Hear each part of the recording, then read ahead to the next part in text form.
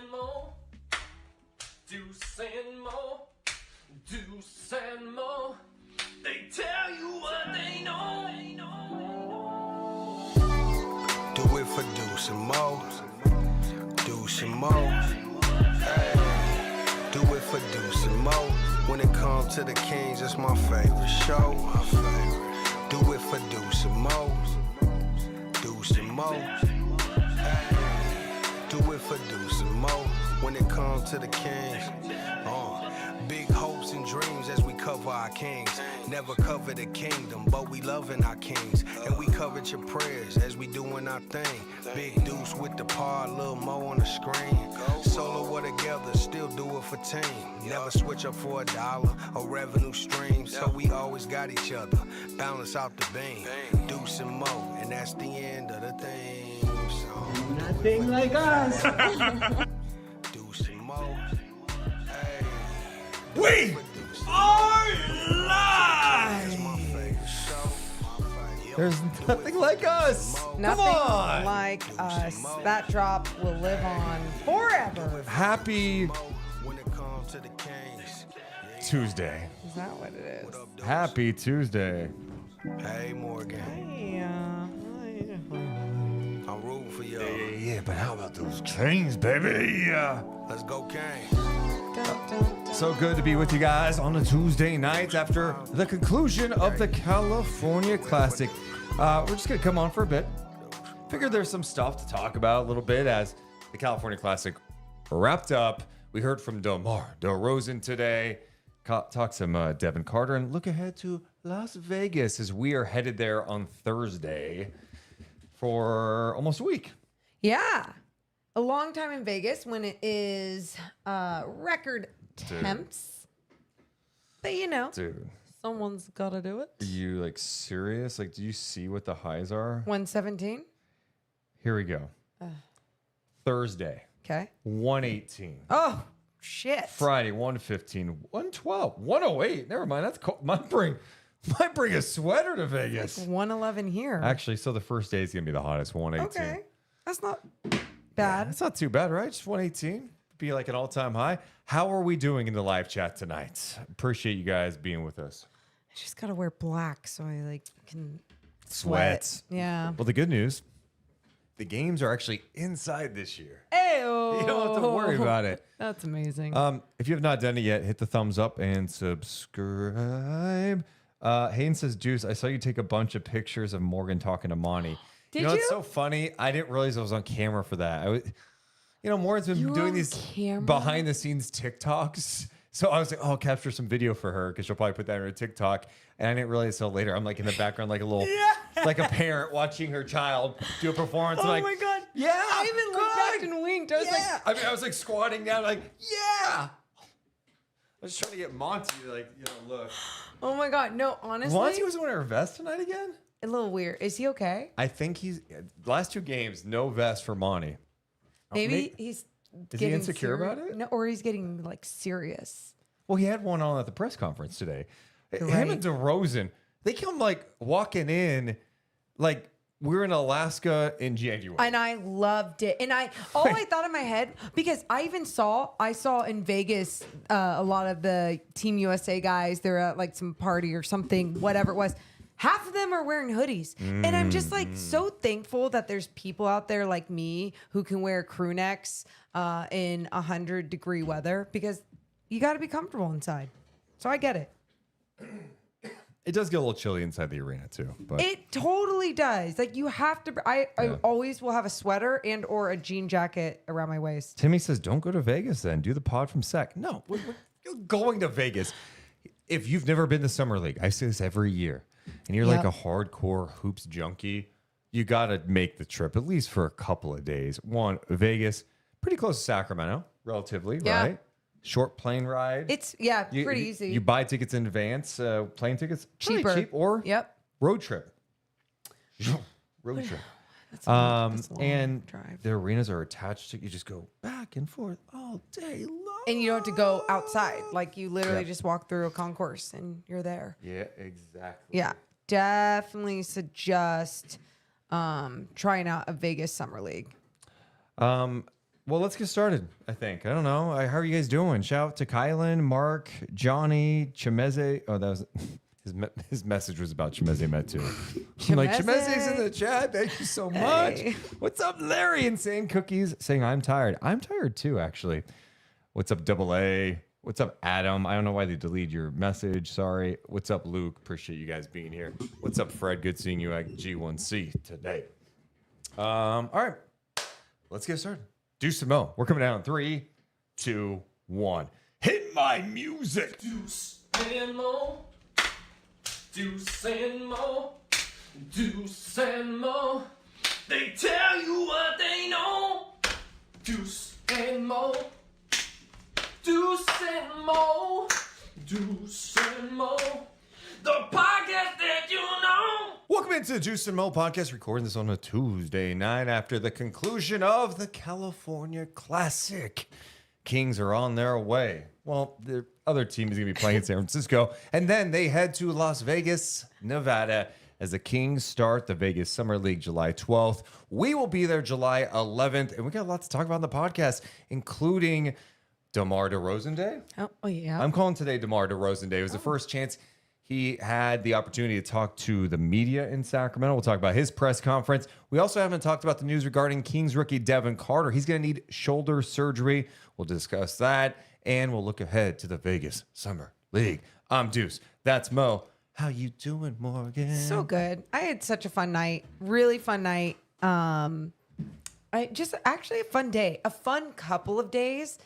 Jam-packed, but today was super. I'm sorry. I just got distracted. By what? Your hair is just kind of chaotic today. What do you mean? I don't know, man. It's just like... My hair are you being... It looks good on camera. I just think from my angle, it looks weird. Honestly, you want... Here, no. I'm just let being- me tell you what's really weird. So you've like 3 hairs right here under your nose. And I'm like, ew, did you forget to shave that area? That's weird. It's like, get a times 10 mirror, you dickhead. This wasn't meant to be like a My sparring hair session. looks good on camera. That's all that matters. I know. It just is popping. You know, I don't know. I don't. Are you talking about my grace? No. Oh, dude. Okay. What? Like, honestly, that is what you're talking about because I noticed them today too, but I like them. And for you to say, look, your hair's a mess, grays are natural, dude. It's not about your I'm a grays. natural bitch. Shut up. It's not about your grays, man. What is It's it? just like kind of puffy on the side. That's all. I don't know. Maybe it's your headphones. It just doesn't. Deuce, there's Okay, literally, okay. this is the... We will move on. I wasn't planning on going here. It just was, got popped down my face. It's all. I'm sorry. Okay, how we doing, everybody? DeMar DeRozan Day was fun, huh?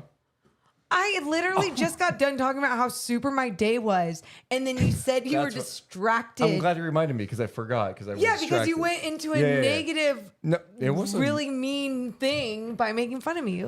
Okay. Get him. You're right, though. The last few days have been a lot of fun. Yes, I'm California right. Classic. Duh. We were part of the broadcast each day, 2 games a day. We rotated working with the GOAT Mark Jones, who is so great to work with, and his daughter Sophia Jones, who is the nicest. What a fun experience. This was my first So time fun. in the analyst role. Yeah. I mean, I've done it on TV, but I'm talking about from a play-by-play analyst role. Usually I'm doing play-by-play. So it was fun to get a new experience and kind of feel it out and go, ooh, I like this part of it. Oh, I got to do this a lot better. Ooh, this was a learning experience. So it was fun. Deuce, you have now done play-by-play, shut up, play-by-play, color, and sideline, all on national television. Like, that's really cool. This wasn't meant to be like, oh, let's worship Deuce. I'm not but worshiping if we you. want to spend 15 minutes discussing it with the chat, we can. No, either way. No, it was just a cool experience. It was so cool. And I had so much fun talking to you about it because obviously I'm usually in that role as a color analyst. And so for you to like understand sometimes with the timing and cadences and just like really what you're trying to break down in some of these live action moments, it was cool. It was really cool. I'm really happy with how the games were today. And again, working with someone like Mark Jones was just, I mean, he's about to go to Vegas and work with Doris Burke. Like, Yeah. I He's was doing kind Bronny's of in game that there. chair. Yeah. That's fun. So cool. Yeah, he's the greatest. That was so fun. We also had a chance to talk to DeMar DeRozan today after his press conference. Note, Deuce Mason, you're taking this out of the audio portion. Cool. We had a chance to talk to DeMar DeRozan today, and for people watching us live, it's on our YouTube page. You can watch it later. DeMar was kind enough after his press conference, and shout out to the Kings for making this happen. They allowed like one-on-ones with DeMar DeRozan for like everybody in the media, you know, like all the local TV stations, radio, podcasts, newspaper. They all got a chance to sit with DeMar, and it was short, right? 4 minutes. For me, I'm always reluctant to do those type of interviews because you just never get like, you know what I mean? You just never. I'm just happy to be here. This is so cool, blah, blah, blah. Yeah, and you're just like, well, all right, we got to go. Sure. You know, and so we had talked last night where we could get this opportunity, and we're like, should we just do it? Like, it's DeMar DeRozan. We should do it. And then we did it, and I told Morgan, that might be the best 4-minute interview we have ever done in our lives. One, he's so good. you said it, Morgan. He listens. And like, it's not just like he's sitting there like, all right, what's the super question? Like, he's listening to your question, and then he gives you a great answer. From the start. When I asked him, like, what's the thing, the thing you love about basketball in its purest form? And he says imagination, and seeing your reaction of going, whoa. I literally looked at you, and I'm like, I love him. I was like, that is so sweet. And then he's talking about, like, the first scene in Space Jam, you know what? And so, anyway, if you have not seen it, you got to check it out. It's 4 minutes of your time. Yeah. And he's just a really nice guy. And I know he did a ton of interviews today. So it was just really cool to get the chance to chat with him. And hopefully we get him longer in the future. That's always the goal, you know, Mo? LFG says you guys seemed nervous interviewing him. What? You know what's so funny? We've got comments about the opposite. Yeah. Which is like, oh, you guys seem like you like knew I each felt other. very Great chemistry. comfortable. There was zero nerves at all. But if you're saying like, was I my like, no, I'm not going to do that in that In 4 set. minutes. 4 minutes, and there's like the media is literally in a line waiting to talk to him. I still did the. We got a 6-time All-Star. I was working the camera. I was working the room. I just read it as a joke. You're like having to justify things. You're right. There you go. Good. Right. Yeah. No. Calm down. No, it was as someone in the chat said, it was chill, man. It was really cool. It was cool, and really got. And I thought it was a cool opportunity too. Just awesome. Anyway, let's talk about DeMar DeRozan's press conference. Morgan Reagan, you left feeling like, oh my God, I love this guy more. Yeah, and why is that? I think the way that he answers questions, I'm trying to think of the right word, like the intention behind his answers. It's like he cares, and he does say the right things, and I think that does come with him being a veteran and a professional.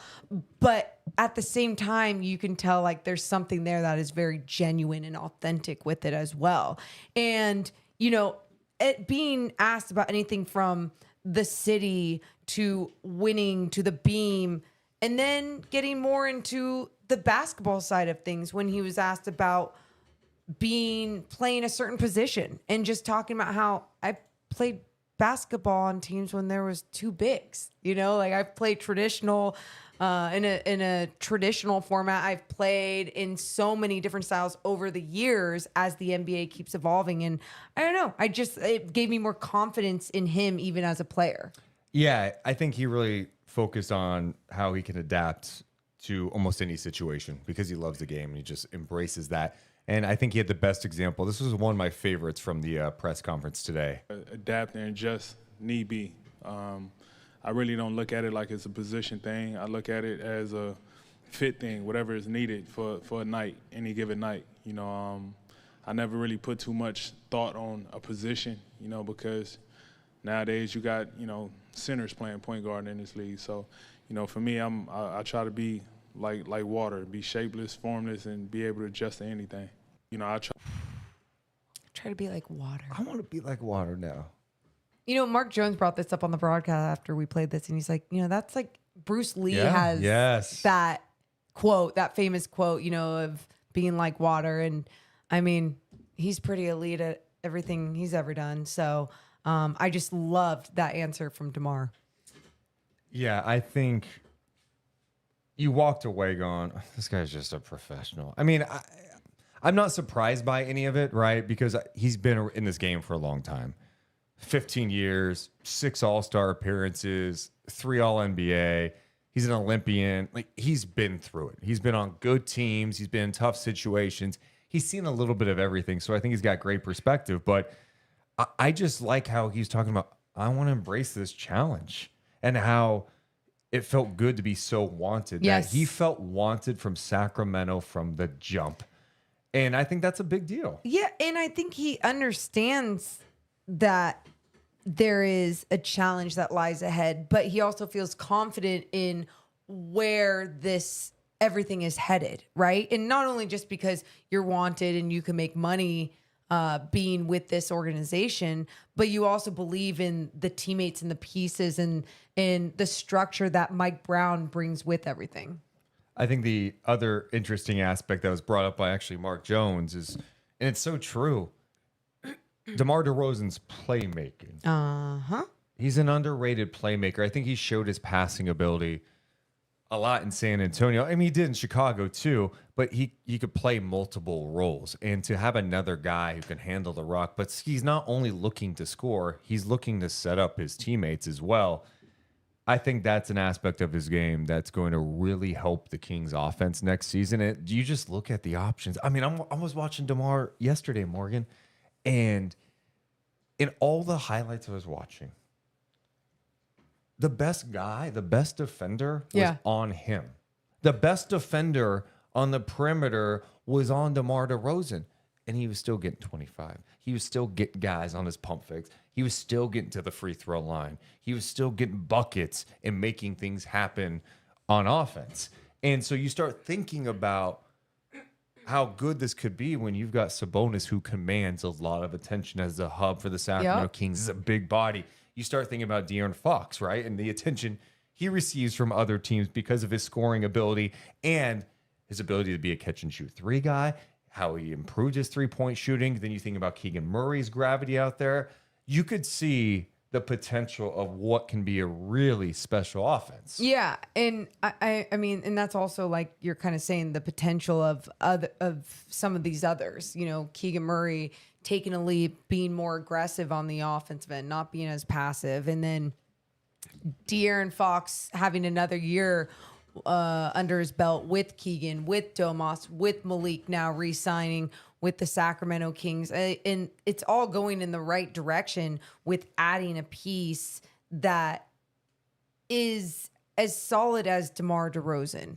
And I guess I mean solid too, because I think about it being positionless for him at times. I think Monty even brought up in the press conference 2, 3, 4. Like he threw 4 in there, like all confident and shit. And I was Monty, like, what are we going? Small ball? Like, relax, Monty. I mean, who are you playing? But either way, though, I think it goes to who DeMar is as a basketball player, and he would be capable of any challenge that was thrown at him if it was an in-game adjustment or just a weird matchup. Sorry, Carlin just. Hi, Car. What's up, buddy? Lay down. Good job, Carlin. Carlin's getting excited about DeMar DeRozan. Oh. Yeah, I also think the Kings offense is just going to have, it's going to be diversified a little bit. You know, I obviously still think the 3-point game is going to be really important to what this team is able to do. But when you have the mid-range attack of DeMar DeRozan, a guy who can put pressure on the rim and get to the free throw line, I think it's going to make the Kings a really, really talented offensive team. And I was talking to someone about Keegan Murray. Keegan right now is getting a great opportunity. He's been with Team USA, the select team in Las Vegas. They're doing scrimmages against Team USA to be a part of that. And I know Jamahl Mosley, who's one of the coaches out there, was talking about Keegan Murray. And here's what he had to say about Keegan in Las Vegas. He does such a great job of just playing the role that he's been given, being able to step in and make shots, being a playmaker when needed to, took on defensive assignments. I thought he's done a great job. You know, whatever you ask him to do, he's willing to go out there and do because he's got a great basketball mind, being able to stretch the floor as well as take on defensive assignments. And you see him in that video I just played for the YouTube audience. He was cooking Steph Curry and hitting a dagger in his face. But I also heard this. Oh, what else did you hear? He was working out with one of the best defenders in the league a little bit ago this offseason. He was working out with Herb Jones of the Pelicans. What's the connection? Well, they have the same agent, right? So there's a lot of these guys with similar agents. They get together, work out or whatever. But Herb Jones was raving about what Keegan was bringing to the table. Damn. Offensively? Yeah, just from what I understand, I guess Herb was just saying, yeah, man, he doesn't say a lot, but he's a killer. And they had some great battles one-on-one. And you start thinking about like how Keegan kind of shaped his game last year. He had to defend playing De'Aaron Fox one-on-one like every day. And what that did for him defensively, well, think about for him now going up against someone like Herb Jones in workouts, what that can do for him offensively, like the challenge of the length. And think about when Keegan was playing De'Aaron all summer long one-on-one. Hey, that's what I just said. I mean, but that's what I'm saying is you didn't hear me? I did. That's weird.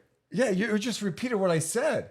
I know, but that is so weird because I swear on everything I heard you and that you didn't actually said that. I thought you were just talking about Herb Jones. I started with De'Aaron. I said, think about what he did last year and how guarding De'Aaron every day helped his defense. And he started playing great defense I on guess so I many was positions. going along the same I line. don't know. Yeah. Yeah, good point, David. I wasn't going to say it. You will. Hey, I'm not going to say it. You've done this before too. But David was just saying it's the Grays. I'm going to say that. David in the chat said it's the Grays. I didn't even notice There's no David. Oh yeah, hey, there is a David. It's the Grays. Shut up, David. Anyway, my whole point though is that, yes, I agree with you. We agree. We're on the same page with the De'Aaron thing. How much it helped his game last year, especially defensively, going up against De'Aaron Fox's speed and what he could do as a change of pace guard in this league, right? So for him to get some opportunities to go one-on-one with Herb Jones, I think that helps his game. And then this experience, just playing with other people, being around other coaches, being around great talent, that helps your game. And do you remember like last year when he went up against De'Aaron Fox? No, I'm kidding. Seriously though, going up against different competition is so valuable. And I think sometimes it's not always easy to just like set up and go. Like you have to be willing. You have to be willing to put in the effort to make some sacrifices and plan ahead and make these things happen. And so I love that he is putting in that work against one of the best defenders in the league. So then you can put him in more ISO situations. Yeah. He just needs to be more aggressive. Mark Jones said he was talking to someone with Team USA and they even said that, sometimes Keegan just wants to be passive. And it's like, he's just got to go. And so hopefully with another year under his belt, he'll do just that. Dennis in the chat says the offense is not going to be bottled up anymore. And I agree with that. I mean, it should, there was too many times if like Fox was off the floor, Monk was out, it just got clunky out there. You needed more creation. And I don't think that's going to be an issue. I mean, bringing back Monk, like you were talking about earlier, with De'Aaron, with DeMar. I mean, that's a pretty powerful group that can go out there, play, make, get buckets. I'm excited to see it. Also, every single person today that like I put up a DeMar clip or something, whatever, on my Instagram, I had so many people DM me just around the league being like, oh my God, I love him so much. Or, oh, he's the best. He's seriously just as genuine of a person that he is an oppressor behind the scenes. Like, they're like, we've got to find dirt on this guy. No, we don't. There's no dirt. Wait, are you trying to take him down? What do you mean? He's too good to be true. No, there's anyone you talk to who's coached him, played with him, been around him, interacted with everyone's him. like, oh, this guy's just really awesome. You actually hear some really good things about Jordan McLaughlin too, who they picked up as a person too. That's cool. Super great in the community. But Yeah. And I just think, we talk so much about the encore stuff with DeMar. I do think even just his approach to the game, the lessons he learned, how vocal he is, encouraging he is. I think to your point about Keegan, like having someone like DeMar DeRozan who's done it at a high level for so long, who's evolved his game. Like when he first got in the league, as they talked about the press conference today, like this guy was out dunking on people all the time. I think Monty was talking about it. He's like dunking. He was an athlete. And then he just kept tweaking his game, adding. He's got a passion and a love for the game that is very pure. And I think that can help someone like Keegan Murray, who I think has a similar passion for the game. Like Keegan is just great point, like into it. But sometimes you need people to, poke at you a little bit, pry, kind of get inside your head and help you get there.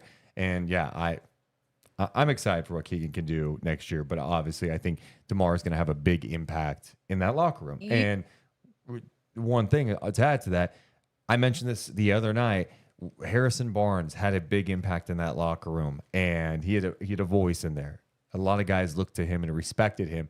So when you lose a voice like that, you want to make sure you have another voice like that in the locker room, and they have a voice. The passion that DeMar DeRozan has when he is talking about the game, and to be 35 years old. He's 34 right 34, now. almost 35 later.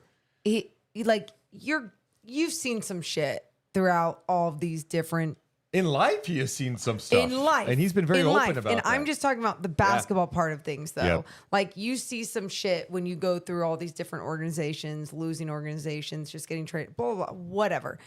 And for it to never take his love of basketball down, and for him to always stay mentally strong in that category. Like, I just think about people even growing up, and you get paired with the wrong coach and it will screw up your love for the game forever, or the direction that you may go. The situation that you're in on a team could screw with the way that you actually look at the sport. Even though could you imagine if you had to work with like some other guy on a podcast? Your life would suck, you know? You know what I mean? Right? If you had to work with some like, hey, it's Bruce Payson, the Bruce and Mo podcast, that podcast Bruce fails. and Mo. It sucks. I mean, it's a terrible podcast. Either way, sounds kind of nice. but yeah, I truly believe like his love for the game is at a whole nother level. And I know some people would go, well, why does that make it important? I think because it can be contagious with the people that you are around. Yeah. And when there are younger guys, not young, but younger guys on this squad, I think it's very important to have that type of mentality surrounding your locker room. Why do you come to Sacramento, though? Oh. There's nothing going on there. Oh. Gilbert Arenas. What a loser. That's weird. I at one point in my life, when I think this is not bad. Gilbert, when he was prime Gilbert Arenas in Washington, and he was hitting game winners all the time. There was a season it was just like, dude, this guy was just disgusting.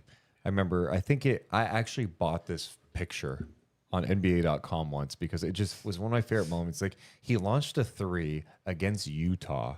I believe it was a game winner, if I'm not mistaken. And as he launched it, he turned around and raised his arms in the air, and it went in. Oh. And it was just one of those that I just like, I vibe with you. It's amazing how like Gilbert has just turned into like a bitter. I'm like, what are you trying to achieve? And it's not even about him and like taking shots at Sacramento. Like he was like shitting on the city and like the typical things. It's a Cal town. Like, it didn't even bother me because I was old news. Yeah, this is off. It's 2002 again, I guess. I don't know. But it's just funny because, like, I see the clips of his podcast. Yeah. And I'm like, none of you guys, like, do you guys like anything about the game? Yeah. It's you and bitter-ass Rashad McCants. Here's my Rashad McCants story. The Kings traded for him from the Minnesota T-Wolves. And he comes to Sacramento. And before a game, and this is like he's fresh on a new team. You're thinking, oh, this guy's going to embrace a new opportunity. The Minnesota thing didn't go well.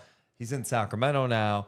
They had this thing called a high five line before a game during warmups. Okay, these little kids are just get on each side. they're put on out their hands. and you know what the players do when they come out? They run through it and they give high fives.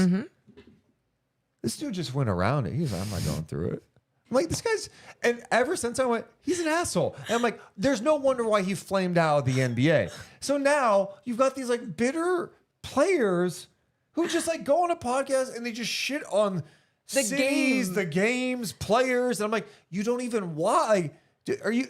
Why are you watch? talking? Well, no, here's my thing. Why are you even talking about it if you hate it so much? Brandon Jennings, another guy. I'm like, why do you guys hate everything? Every clip is like clowning somebody. And that's why when it does get clipped, I don't even care. Yeah. I just don't care. And I've seen a lot of people mention this on social in the chats talking about this now. How apparently like Gilbert Arenas' ex-wife. Oh yeah. Back in the day, a long time ago, used to work in Sacramento for the Kings for a couple of years, and that's where he met her. I'm like, oh, so it's like some deeper thing where he has this like weird grudge. But I don't know. It's just anyway. He took all these shots against Sacramento. Therapy. And it was like, yes, it was a classic, like, why would DeMar go there? It's like, you know why DeMar probably chose Sacramento? Let me tell you why. Why? A couple of reasons. Other teams were interested in Miami, the LA team, Sacramento.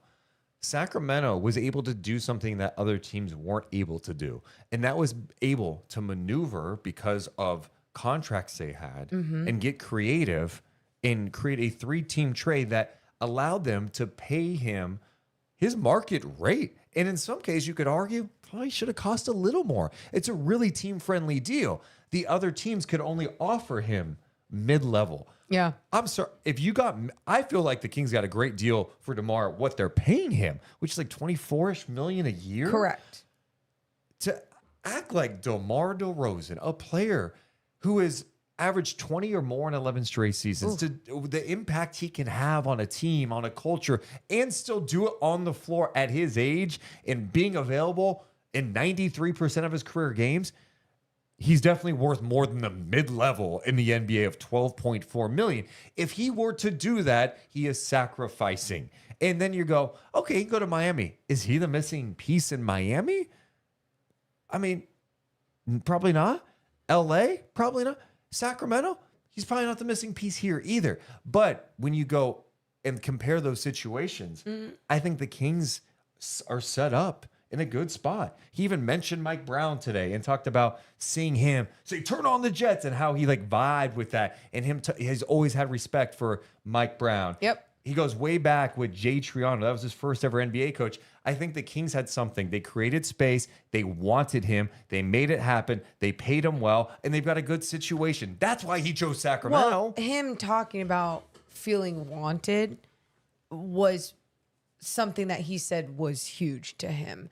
And not to say that other teams wouldn't obviously present themselves as that when they're trying to acquire him or anything. But at the same time, it was like he was wanted and knew that there would be an important and impactful role for him as well. And I think that's something too, when you look at some of these almost trades with Kyle Kuzma a few years ago, even, I think for him, he still wants and wanted to test out being the guy, being the person. And he was not going to be that here. He was going to be like a number 4, if anything, number 3, 4. I mean, wherever, it depend on how his game would evolve and develop under this organization. But I think overall, like when you're a hooper and you love the game, you want to also put yourself in a situation where you're going to be playing good basketball. And I think he truly believes that with De'Aaron Fox, with Domas Sabonis, with Mike Brown coaching, that good basketball will be played here in Sacramento. Yeah, and Doesn't mean perfect basketball, but good basketball. I think he sees a great opportunity, and this team is close to being a team that can make some noise in the West. And they still have some other weaknesses that we could talk about too, because someone in the chat was asking about it. But yeah, I think this for him is like a really good opportunity. He still has a lot to give. on the court and off the court. Agreed. And I think he's going to embrace the opportunity in a big, big way. I'm trying to think about the other point I was going to make about him. It's going to bug me. DeMar DeRozan. Well, anyway, I like the guy. What can I say? I like the guy. Can you guys tell? If you have not done it yet, hit the thumbs up, subscribe. Appreciate you guys so much for hanging out with us on a Tuesday night. You okay? Why? Your eyeballs look a little tired. I see what you're doing. I'm not doing anything. I see what you're doing because I got distracted for a quick second about something on you, and it wasn't a big deal. No, I was just talking about like the shading underneath your eyeballs looks a little This is very interesting. darker than usual. So weird. DeMar DeRozan. Oh, this is not what I was gonna say, but what? What? What? Can we just talk about Vivek for a second? The video he put out. They're nothing like us. It was the funniest shit I've ever seen in my life. I just love the drop now. Oh, it's so good. I meant to put it into the I meant to put it in the soundboard, but They're nothing like us. I'm sorry. I'm every time I hear that song now, Not Like Us, I'm hearing Vivek yeah. every time. You know, it'd be real. So There's and it can nothing go. like us. It can go two ways. If the Kings are really God. good, it becomes part of the song. Oh, that's actually merch. We should drop merch. You know what? We may drop merch anyway, so there's Yeah, nothing it's like not us. actually. No, I already started something. Did you? Okay, good idea. So we will have that coming out this week. Also, I was going to say though, if the Kings for some reason, like if they dealt with health and like Or they the just Western sucked. Conference and they sucked, It's a meme. it It's a meme. will Yep. not age well. But I think it's fun. I think it's cute for now. And Also, I love the people funny. that were calling it corny or cringy. I'm like, aw.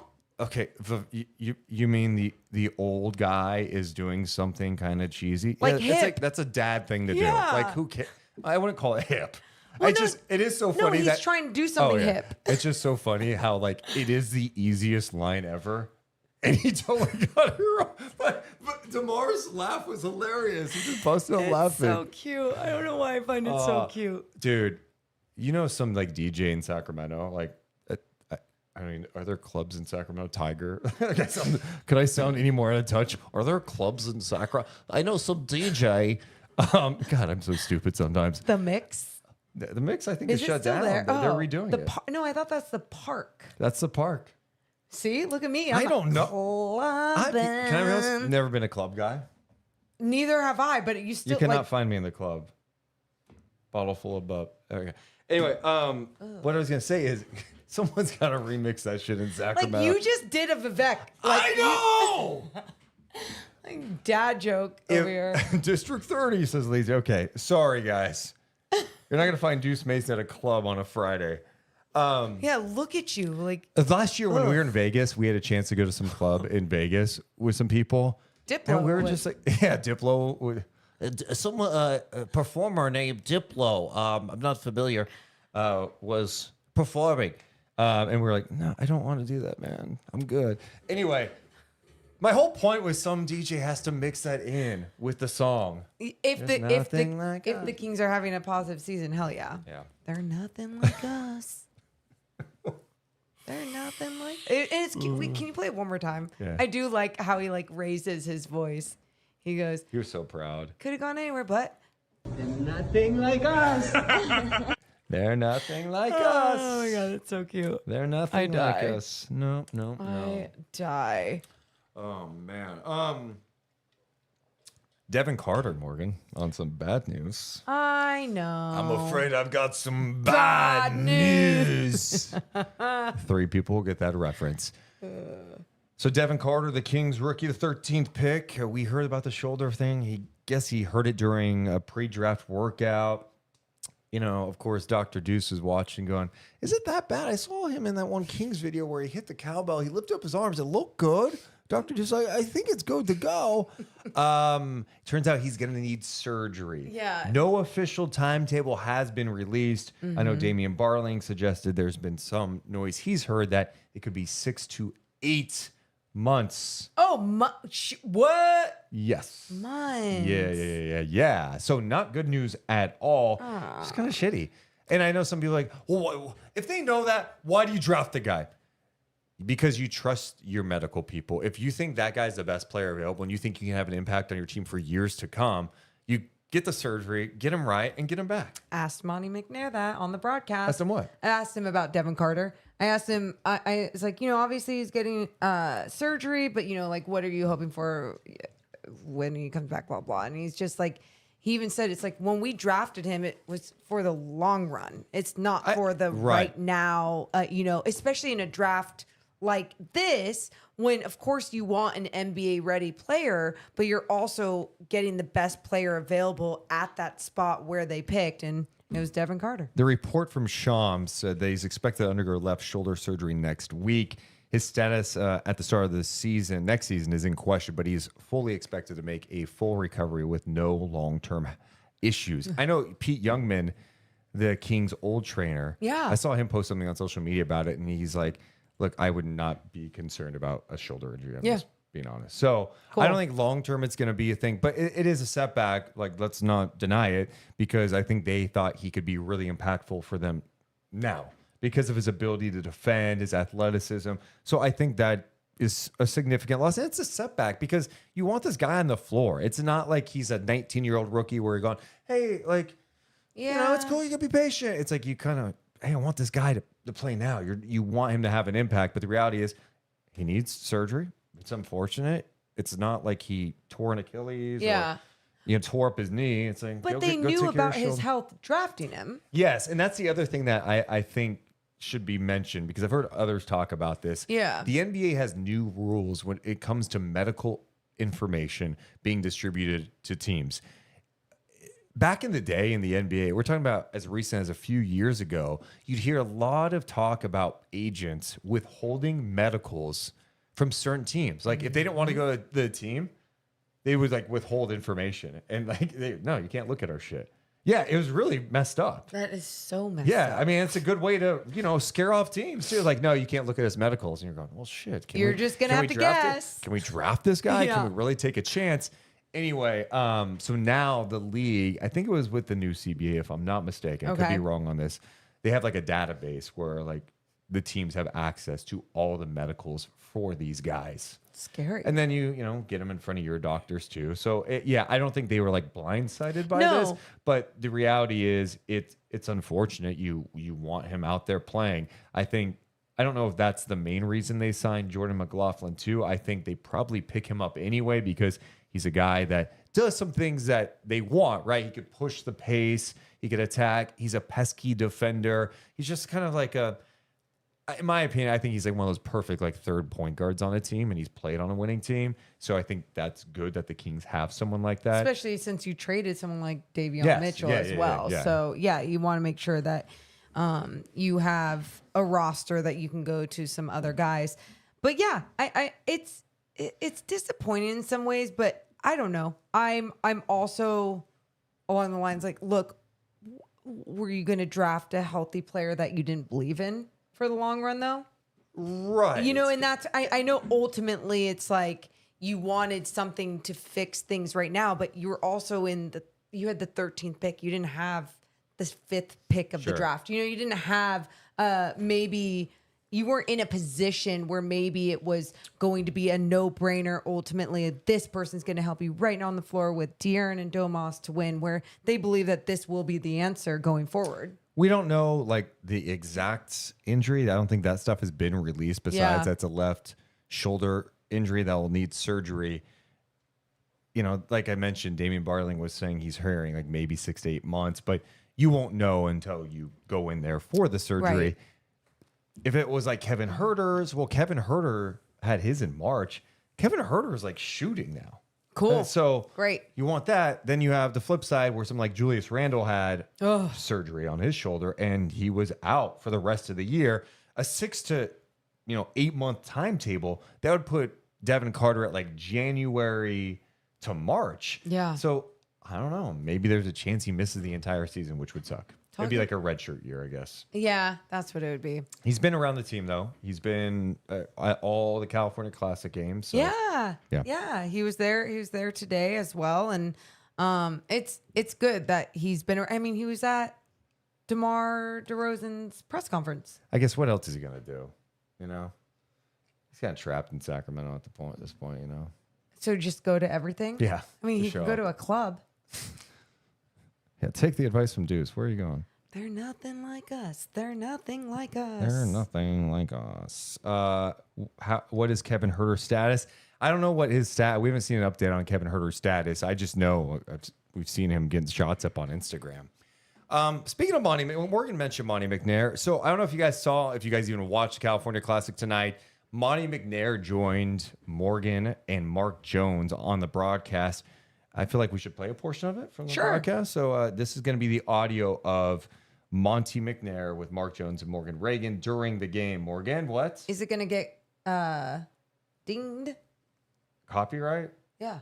Dare you. Dare you. No, I don't think so. Here we go. Monty, earlier today, right up there on the concourse, we made it official with the signing of DeMar DeRozan.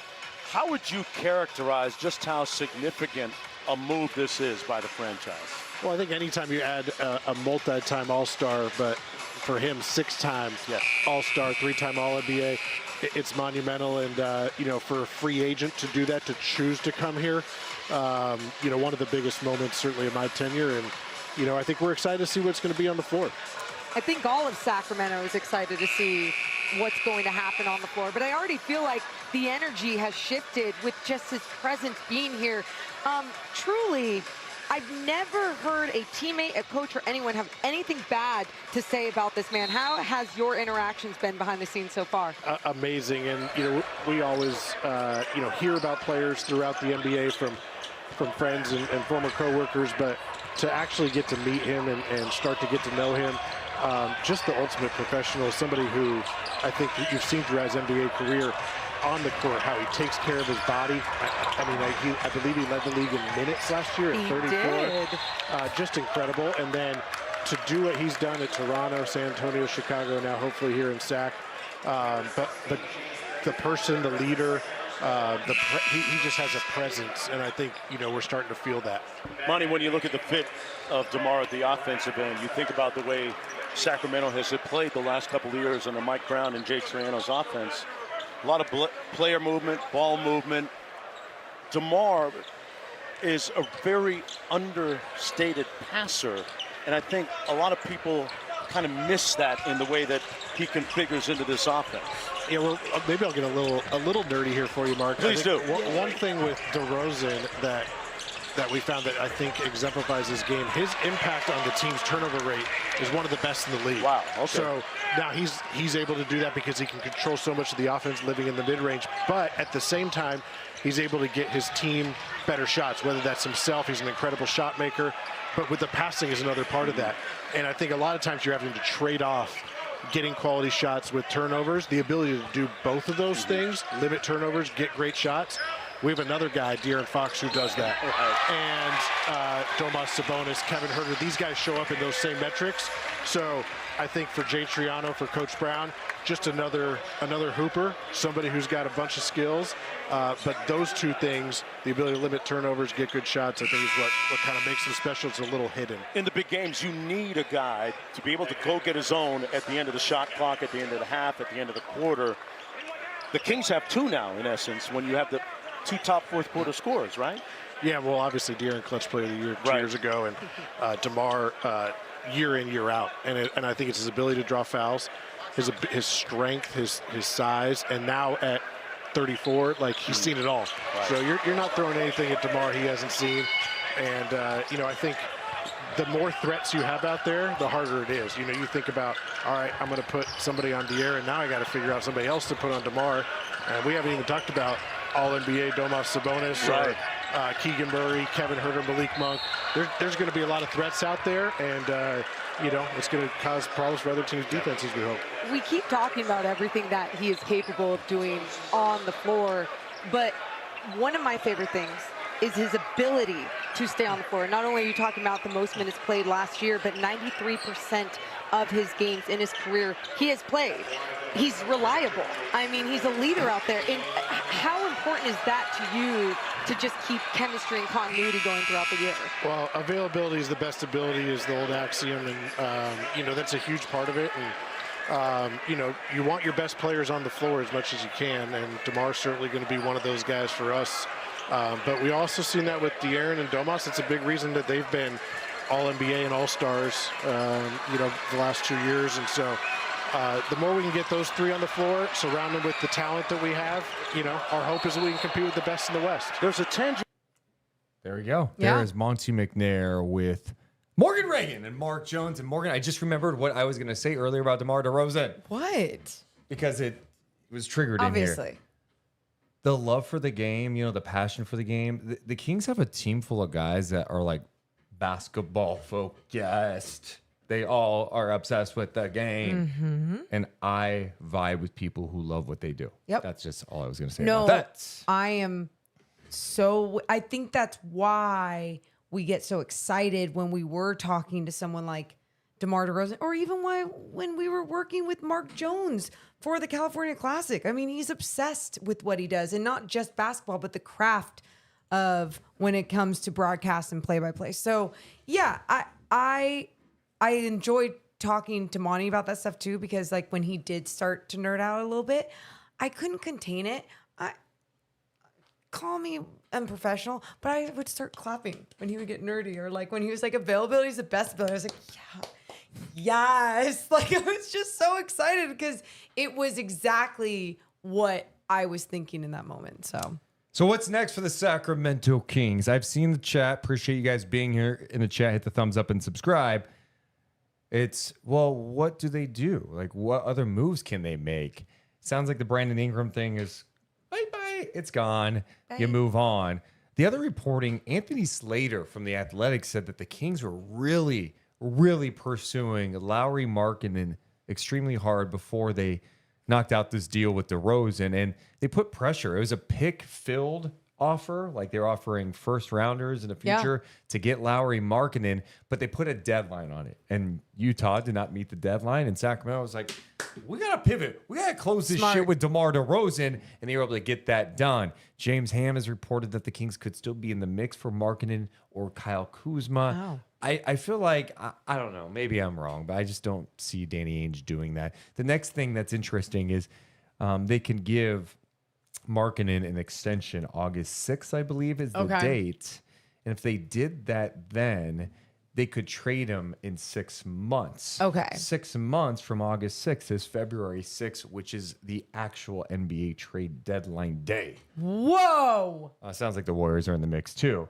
The more I look at I think the Kings need some more size. Like HB was like 6'7", 6'8", and even though he had defensive problems depending on the matchup, he still had some size out there. Sasha, same thing. Yeah. He wasn't out there a lot, but like that was size. They add Jalen McDaniels, who's more like a wiry, long guy. Yeah. I feel like they need a little more size. I'm with you. Give me Bobby Portis, man. I mean, that would be cool. What, you have him stretching the floor a little bit? He can stretch, and he's just like, I think at that 4 spot, you don't necessarily need like some crazy explosive score. You need someone that's going to do the dirty work, who's going to rebound, who is not going to be a liability, that can make a shot, but pass, who's not maybe going to an be athlete. who's not going to be a liability and can come out. Who can come out on a 4? Yeah, no, that's the thing, that can play next to Sabonis too. Yep. You know what I mean? That's why Portis is interesting. But I'm like, is he really available? I know his name's been brought up in rumors, but Monty did say something about Domas, and just like, yeah, he's working on his outside shot, and it's just getting better. And then I go, my last question, I was like, do you ever see a world where Domas is stretching the floor for a consistent amount of time? And he's like, I think he's good without doing that. And I'm like, but do you see a world? thanks, cop out. Yeah. Come on, and then Monty. I said, Answer hey, the goddamn Mr. question. Cop Out, get off my Get outta here. broadcast. Well, and that how many times we've mentioned that with Sabonis? It's like, dude, if you can just like take 4 threes a game, and see what it looks like. Come on. You start stretching the floor, then it opens some shit up. Ayo. But it is nice having him in there, obviously, rebounding the basketball like he does. Well, coming up next for the Sacramento Kings, the Vegas Summer League. Ooh. We're going to be down there for almost a week. Yep. I'm really excited about that. The Kings play their first game on the 12th, and they have Saturday, Sunday off. Then they play Monday, Wednesday, Thursday, and then after that, it's a question mark to see if they make the tournament. We don't know the full roster yet. The Kings have had like 2 Summer League rosters. One was playing in San Francisco for that California Classic, and then you had this one in Sacramento, and then they kind of swapped a little bit with the final game tonight. It's going to be interesting because like you don't have like some like prize first round pick here like Devin Carter, but there's still things to watch. I don't think we're going to see Keon Ellis in Vegas. I'm guessing. Yeah. I don't think Keon would be there. Could be wrong. I'm really interested to see what Colby Jones looks like. I feel like this is a big summer league for him coming up to show what he can do handling the ball, but also if he can find some rhythm with his outside shot, because I think that's an area of his game from college. And then last year in the G League where he shot about 33% from 3, where it's just not consistent enough.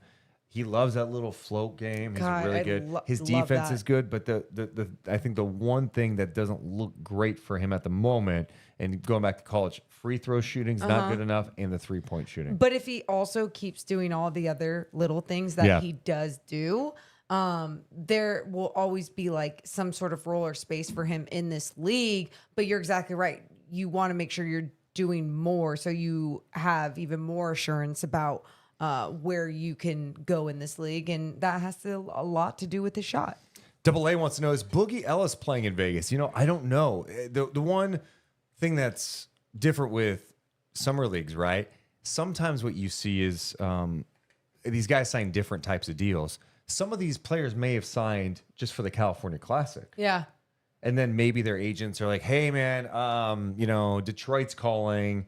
I want you to go play for that. They may have more of an opportunity for you to make the big club. Yeah. You know, so some of this is dictated by agents and stuff. So I don't know if that's been finalized, but Boogie Ellis has been a fun player. He's a fun player in college, and you see what he kind of brings to the next level. You know, people look at his size and go, I don't know. I think he's a pesky defender, you know, and he's shown the ability to knock down threes in college. I like his game. Mason Jones for a second. Kings fans know him a little more. Playing the G League last year with Stockton, of course, got that 2-way deal with Sacramento once Keon got promoted. And we all, of course, I got made fun of by multiple people about how the energy that he was bringing to the bench. Yeah. But I mean, but that's stupid. Like that means something. I know. But I also have liked his game for a long time. This dude last year showed up in Stockton, and I guess he weighed 240 pounds. Okay. Fast forward. We're talking from like what, November? October, November? Yeah. To now we're in July. He goes from 240 to now he's 195. And he didn't use Ozempic. He didn't use Ozempic. That's, I mean, hi. Like if you're a celebrity, that's how you do it. So at the end of this season, he was 220, and then he dropped to 195. Amazing. And, you know, it's he's put in work doing hot yoga, Pilates, eating well. 3 meals a day, fruit and water in the morning, salad in the Consistency. afternoon, and sea bass at night. So anyway, I was eager to see how it impacted his game, and I'm telling you, man, he's in great condition. You know, it was Doug Christie said after the first game, Mason asked out at one point, but it wasn't because like he was like out of shape. Yeah. It was he was going so hard out there. I was right behind the bench at one point. I'm like, this guy's jersey is drenched. It was crazy, but I just feel like he's moving so much better. He's the more 3-point shooting. explosive. I think he's had a really strong summer league, and I think he's Agreed. really motivated to figure out, how do I stick in the NBA? I don't want to just be like a 2-way guy. How do I get minutes in the league? Well, one way you do it is you show up and you're serious, and you show up in shape for summer league, and you're busting your ass making the right plays. Jared Dudley had the best quote, and I'll let you jump in. Jared Dudley's a former NBA player. He's a Mavs summer league coach, I know he is. and I'm just telling the people, not just you. Like, Jared Dudley, Morgan, he shot basketballs before. He's an assistant with Dallas, but he's their summer league coach. And I just loved what he said today. He said, there are guys who are going to score 25 points in the summer league and not play in the NBA. there will be guys who score 5 or 7 points and play in the NBA next year. Because Summer League isn't about scoring 50 points and getting buckets. It's not about like filling up the stat sheet. It's about doing the right things.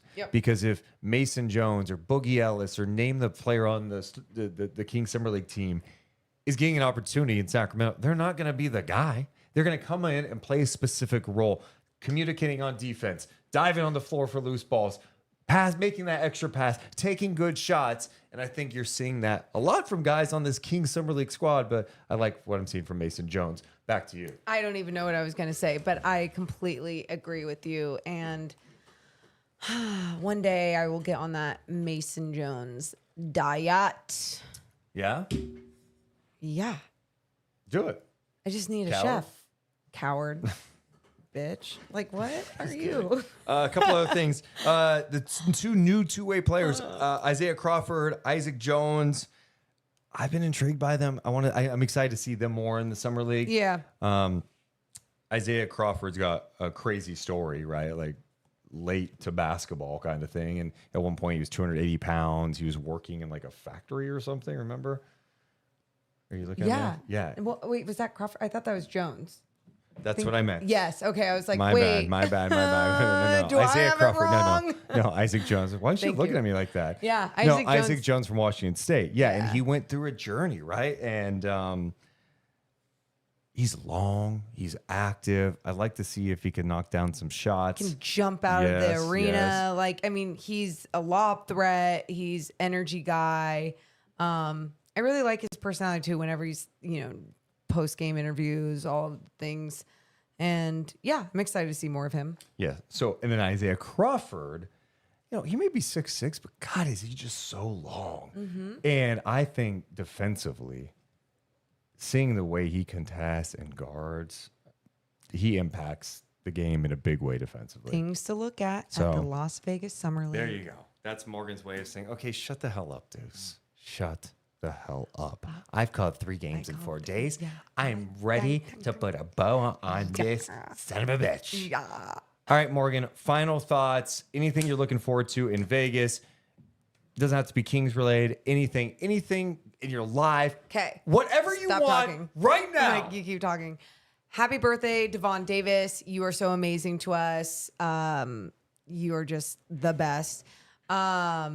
Shout out to Lizzie for moderating and seeing you, and to everyone else that we saw at the California Classic. I met such an awesome couple tonight, James and Kim, in the back, and they were like, "Oh my God, Morgan!" Like, and I thought they were joking because they were acting like I was like, I don't know, cool and stuff, and it made me feel so good. And so I like, they were doing it so much that I was like, Are you guys kind of being an asshole? No, I was like, are you guys messing with me? Like, are you really this excited to see me? And they were, and it was the cutest thing. So thank you for making me feel so good. But all of you are so awesome, and you all make us feel so good. So thank you for even joining us on this random Tuesday Night Live. The chat did have JC in the chat one question if we want to get that for you. Morgan, what about a birthday shout out to Deuce? It's his birthday month. Ooh, no. So that's the thing. We already celebrated his birthday. No. You know what's so funny? Mark Jones today before our game, he goes,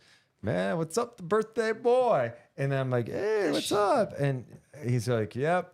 Well, for me, I celebrate my birthday for an entire week. So your birthday continues." That's so cute. And I went, "You're right, Mark.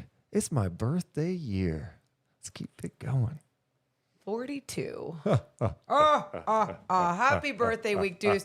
You're so lucky that you were able to call basketball on your birthday. Yeah, no. Awesome. Final thoughts from me. Oh, no. I'm ready for the DeMar DeRozan era. I'm excited for October. I feel like this DeRozan news was the injection Kings fans needed. There was starting to be this, like, I know social media is just one place, but man, you just felt like, oh, people aren't feeling too good about things right now after missing the playoffs last year, after the magical year the year before. They're calling Monty Vest Boy. Like, this is not good. Is Monty going to be insecure with the vest now? Good bit. People are feeling down. And even when the DeMar DeRozan thing first started, it got pop off. me and you were like, yeah, is it really going to happen? Even the morning of, we're like, what if he like flies to is he going to get on the flight? Yeah. What if he doesn't sign? And you just felt like in the back of your head he was going to the Clippers or LA, whatever. 100%. And so for it to actually happen still feels a little bit surreal. And I'm just looking forward to this year. And you should celebrate that because, I mean, one, it could be not as fun when the season starts or something, which I shouldn't even put that out there, but it's just the truth. But I think it's very important to celebrate these things, especially if you are in a small market and these things don't usually happen for you. And I do feel like it helps that the organization is going in the right direction. Well, it was a fun day, and we're looking forward to Vegas. We're going to be dropping content in Vegas, too. We're going to try to record some interviews with people around the league, get some perspective on the Kings, and we'll drop that on our YouTube page, youtube.com/@Deuce and Mo. We love you guys so much, but we got to go. Thank you so much for joining us. Love you all. See ya! Deuce and Mo, Deuce and Mo, Deuce and Mo. They tell you what they know. Deuce and Mo, Deuce and Mo, Deuce and Mo. The podcast that you know. Deuce and Mo.